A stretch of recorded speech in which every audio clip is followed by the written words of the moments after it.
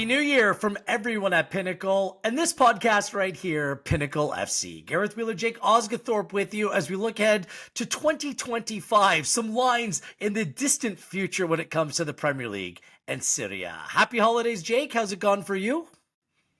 Yeah, good. Very, very fun. Very busy though. A lot of travelling. A lot of football. Be ready for a little bit of a few days respite, I think, after this weekend's matches are done. Just have a little chill out, and then we've got the FA Cup obviously over here, which means that the Premier League takes a backseat, which gives us a bit of time off. Almost a winter break. I was going to ask you, is there enough football to distract you from the family this holiday season? There's been more than enough football to do that. But if I sat and watched every football match, I think my wife would kill me. So I've not watched every single minute of every match. I've managed to get quite a bit in.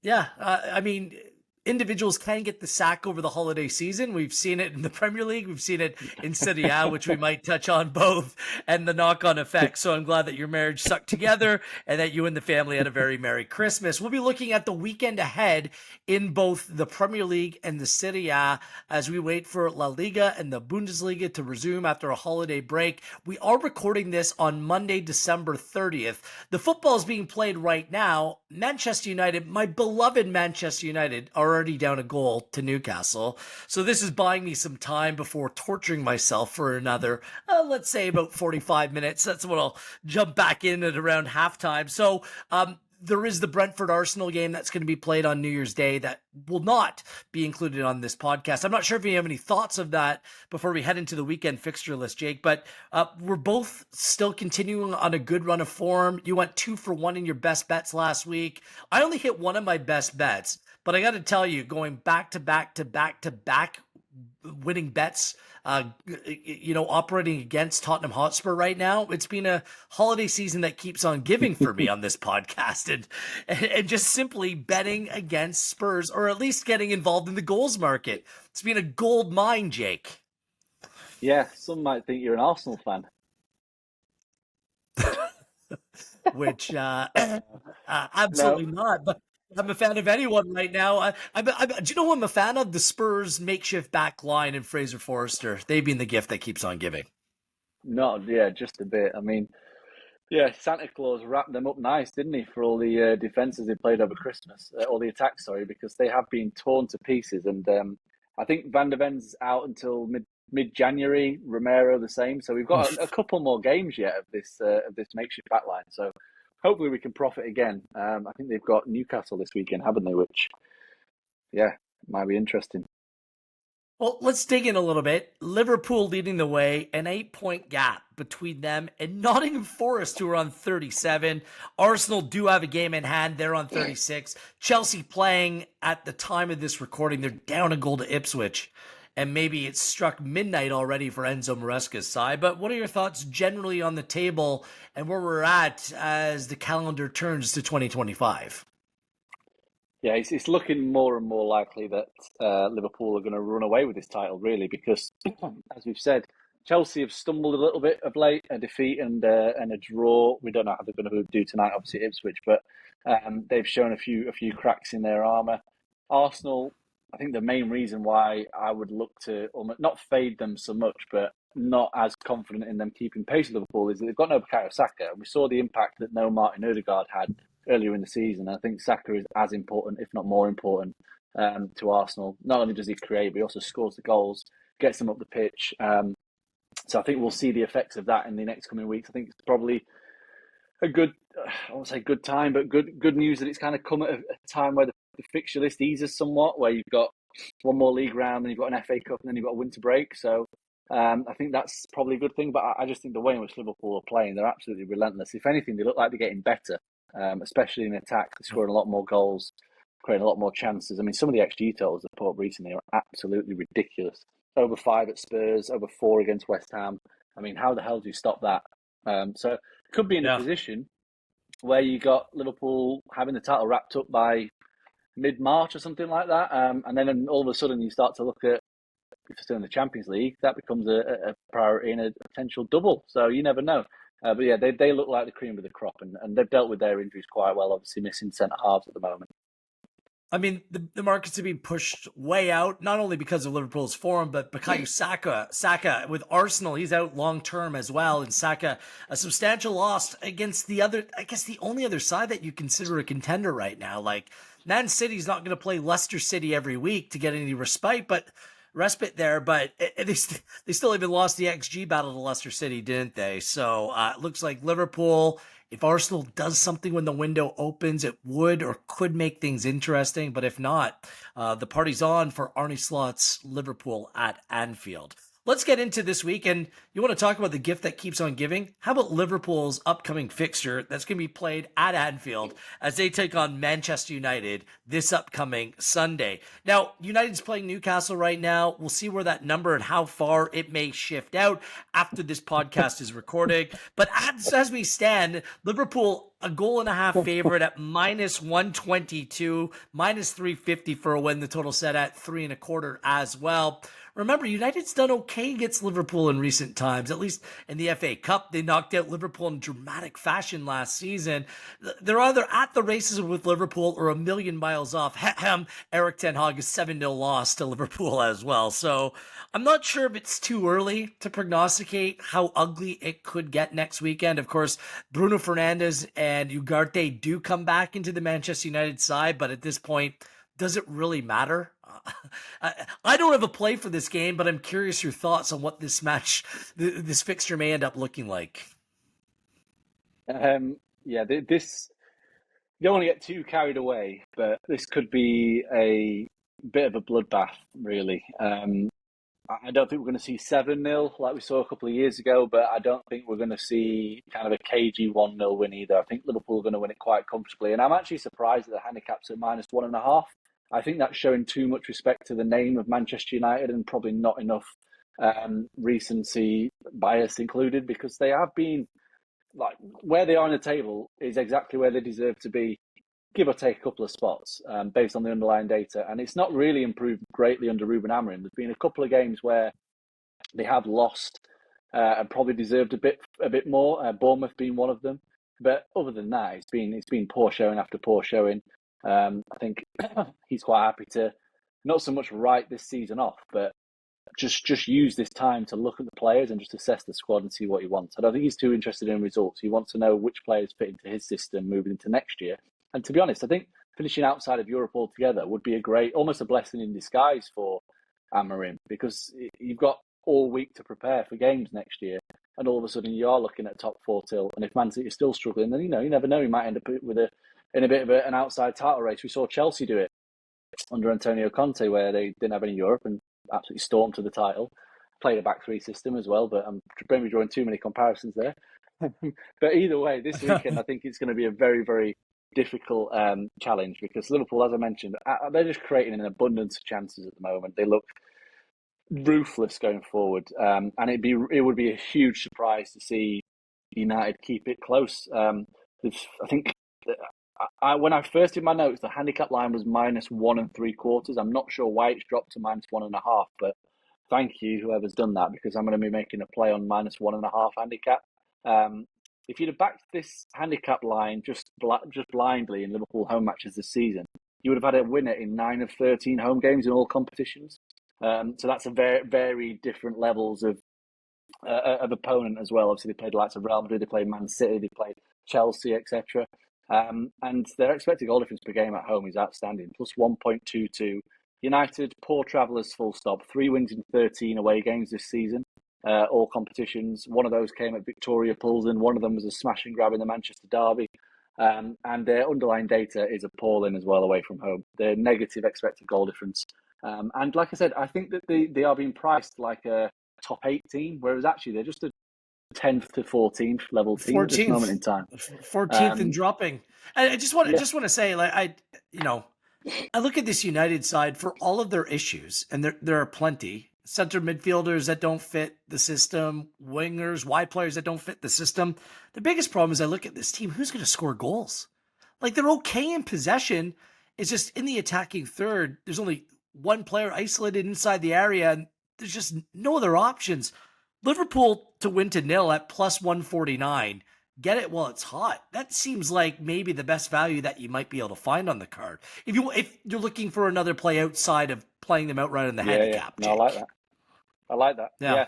Yeah. Like you said, United have been firing blanks as well, and really, really struggling, whether it be chance creation against certain teams or putting the ball in the net, as you've said. And then the only question mark would be that you've got no Gomez now, so it would be Quanta at centre half. And I mean, I still think he's a good player, but whether that will give United a consolation in a 3 or 4-1 defeat, I'm not too sure. But yeah, I definitely wouldn't put anybody off that either at a bigger number.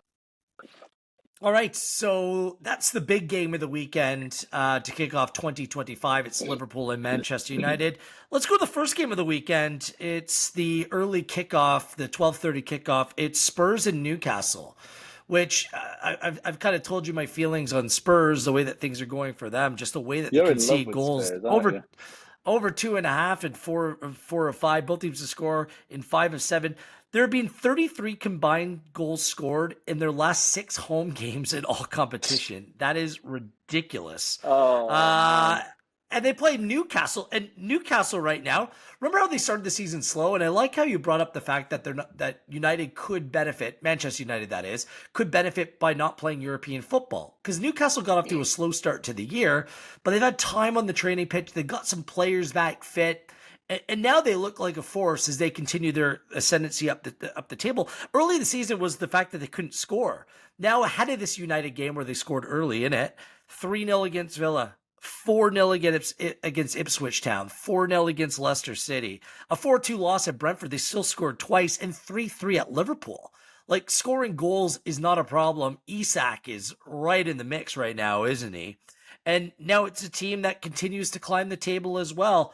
And it's incredible, Jake, as we're sitting here, the line is moving on Pinnacle as Newcastle are now up 2-0 against Manchester United. And this is how quick it happens. Plus 192, it's gone out from plus 173 if you want to back Spurs in this game, plus 124 on Newcastle. A quarter of a goal, Newcastle are favored on the handicap at minus 103.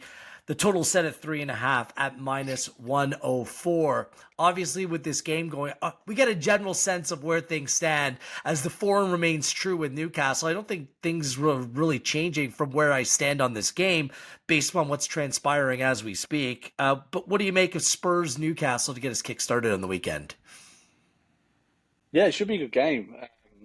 And yeah, as you say, the line moving on Newcastle live, the line on Liverpool handicaps moved back up to 1 3/4. So what a surprise there. But yeah, this is going to be like generally I wouldn't. Like, I had my doubts around Newcastle away from home, but they are proving me wrong recently, especially when playing. I don't know. I think part of my brain and probably most of the betting public are still viewing Man United and Spurs as good teams, which is probably why I was hesitant to back Newcastle at Manchester United at the prices. Probably why I'm hesitant to do it again at the weekend. But they're not good teams right now, either of them. They're mid-table teams, and Newcastle have proven that they are a top 6 candidate team, maybe even top 4 if they keep this run of form up. So, yeah, I mean, the more and more you look at it, the more and more you watch Newcastle, the more you watch Spurs, the more a Newcastle bet makes complete sense. And like you say, as the time of recording, there's still value in that price probably.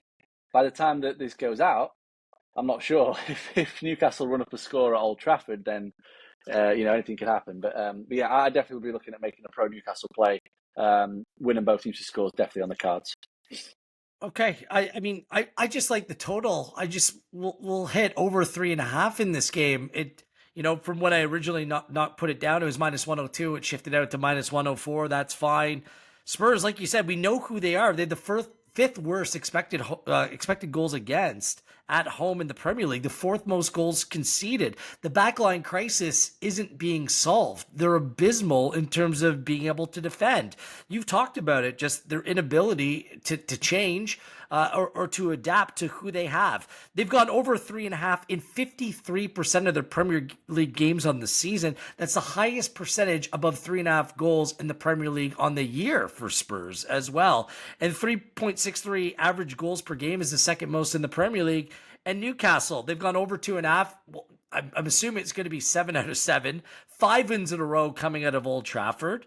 And ahead of their trip to Old Trafford, 16 combined goals scored in the last 4 away fixtures. And this is a fixture, by the way. Spurs don't have a clean sheet against Newcastle in their last 12. They've gone over an 8 of 9, and there's been 4 or more goals in 7 of their last 10 meetings. So everything tells me just don't shy away from that 3.5 number.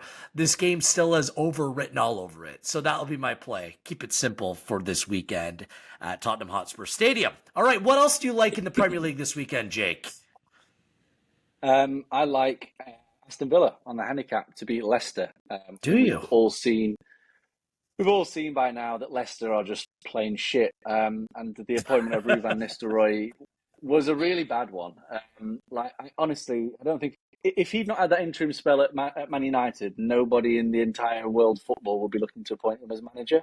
Where he beat Leicester City, by the way. He beat Leicester City twice. Yeah, he did with a far superior squad.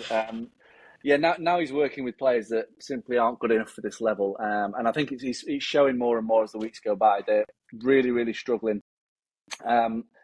Defensively, they are conceding so many shots, so much expected goals, and ultimately so many goals. And away from home, they have been atrocious all season long, really. They've lost 6 of 9. They've lost all the last 4 away from home. All 4 of those defeats have seen them lose by 2 goals or more. And Aston Villa, I think that they are a team, especially at home, that are really cooking at the moment. And I know they had that bad defeat at Newcastle. Obviously, the going down to 10 men did not help that one bit.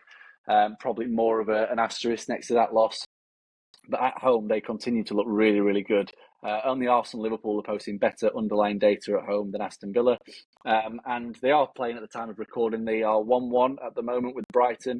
But I think Brighton are a much better team than Leicester. Obviously, the league table says as much. But Leicester are going to be there for the taking, really. The defence is just wide open. There's loads of avenues Villa can score with, be it set pieces, be it through playing through the lines. I'm pretty confident about Villa winning by 2 or more goals here to round off their festive period.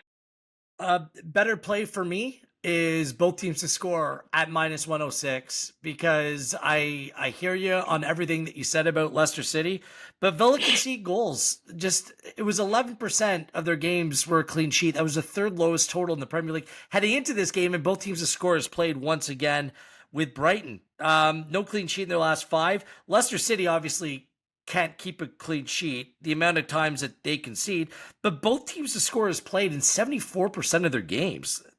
They're scoring goals. They only kept a clean sheet in 5%, which is the lowest, but they're scoring goals, and both teams to score has played in 5 of their last 6 meetings. So they give up so much defensively in order to allow players to get forward and attack. They had the better expected goals against Manchester City in that game. They should have scored at least 1. Vardy, I'm not sure how he missed the target in that game. So I think both teams to score is a fair play in this one at -106, which is a decent number as well. What else do you like? I like the look of, I did like the look of Bournemouth to beat Everton, but that price has probably moved a little bit too much now. It was -125. It's now -131. Cherries are one of the best home teams in the league based on the data. Everton really struggle away from home. I think maybe the way to make it playable is to back Bournemouth win to 0, based on the fact that Everton simply don't create chances, especially away from home. They're the 3rd worst attacking team away from home. You get Bournemouth win to 0 at +216, which looks a nice boost on that. It's the same Cherries team that kept Spurs quiet a couple of games ago at home as well. We know that Tottenham are a much better attacking unit than Everton. Everton are so bad from an attacking perspective. I found a way to get a little bit more juice than your Bournemouth to win to 0 over Everton. Bournemouth to win and under 2.5. You can find it on one of the tabs on Pinnacle as well at +353. So it's a 1-0, 2-0 victory for Bournemouth at +353. Everton have failed to score a goal in 56% of their games. That's the worst in the Premier League. Only Southampton and Ipswich with a worse expected point total in December. 4.74 expected goals in December for Everton in 6 games. That's the worst. Like, the numbers as you read them get worse and worse. They've scored 1 goal in their last 5 away fixtures. 4 times they failed to score a goal in their last 5 games away from home. It's unbelievable. As for Bournemouth, the only thing is, like, they're creating chances. Their expected goals at home is 18.59, but they've only scored 11. So it's one of these weird things. They're generating chances, just not putting the ball into the back of the net. So let's hope that continues. A convincing, easy 1-0, 2-0 victory at plus 353. I mean, that's worth the punt for me. And then the other one that I was very close to making was Palace on the handicap against Chelsea. Again, half a goal, even money.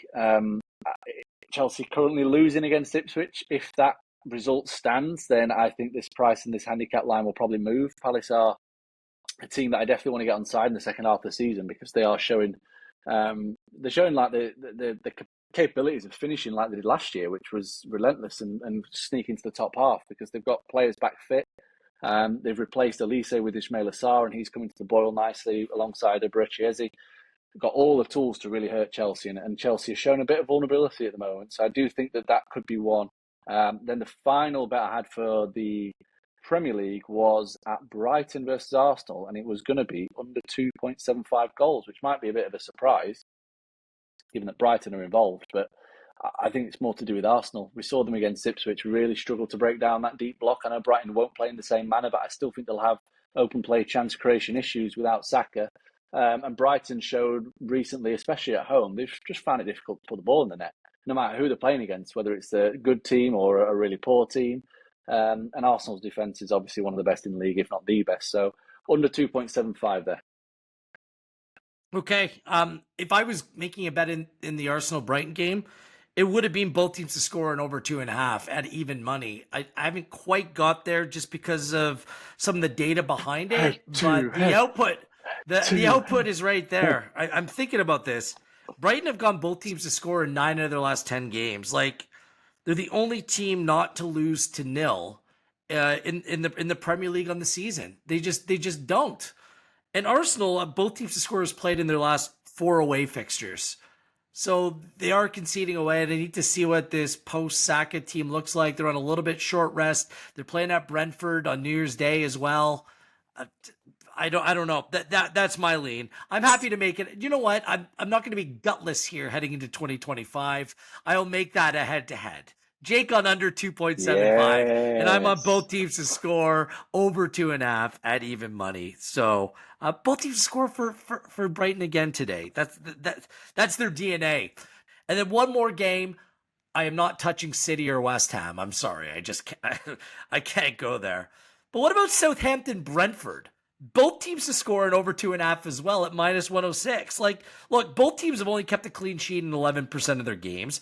Brentford away from home are an unmitigated disaster defensively, and they're still looking for reinforcements in those areas. They just concede away from home. They've gone over 2.5 in 72% of their games, by the way.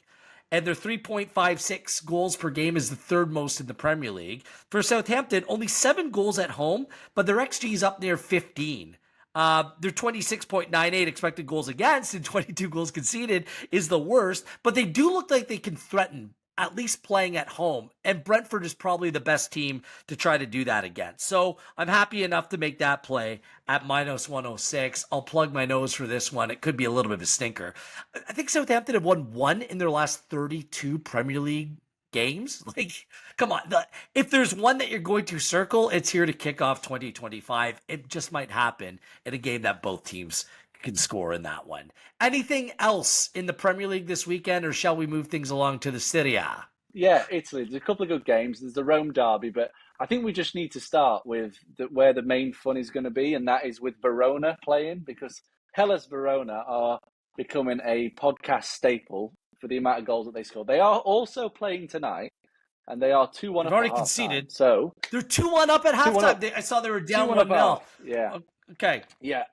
Go ahead, because this is by the way, Jake, this might be the best bet of 2024 that we're about to give out right here. 2025. What 2025. It's going to be the 2025. This is our last bet that we're giving out for 2024. I mean, this looks to be the gift that you explain it, Jake, and then I'll jump off. I'll jump back on where you leave off.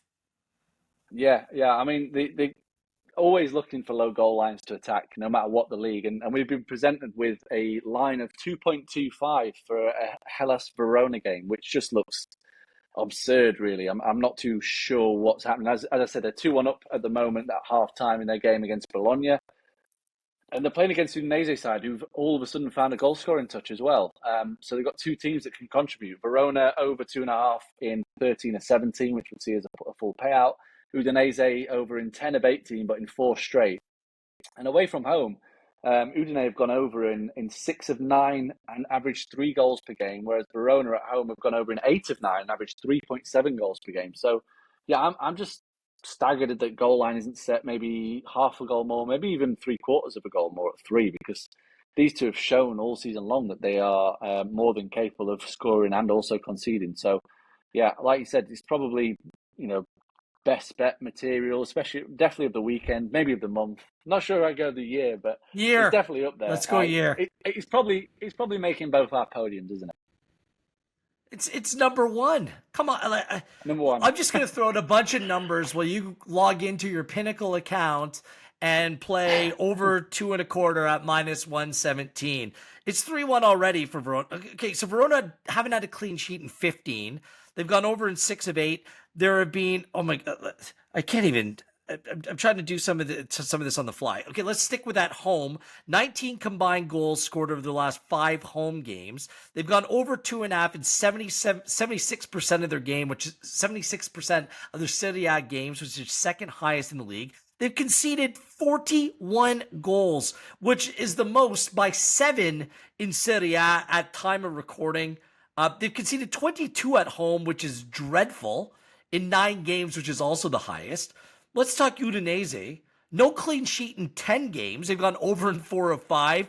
Both teams to score in 4 of 5. They've gone over 2.5 goals in 56% of their games, and their 2.83 goals per game is the 6th highest. So it's not as if they're playing Empoli here or someone that just can't score, right? They're playing another team that is consistently now finding a little bit of a goal scoring touch. So this is a no-brainer for me, over 2.25. You and I both like that. It's fair to say this will be both our best bets of the week. Correct? Done. That's on the podium. Absolutely, number yeah. one spot. Yeah. No, okay.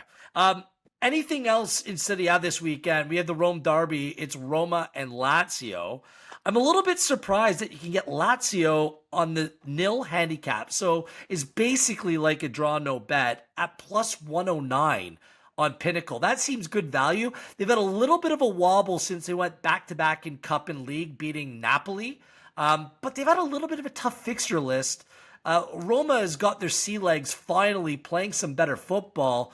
But if you mitigate the risk of a potential draw here and still get it a plus number, I find lots of good reasons to back Lazio in this game.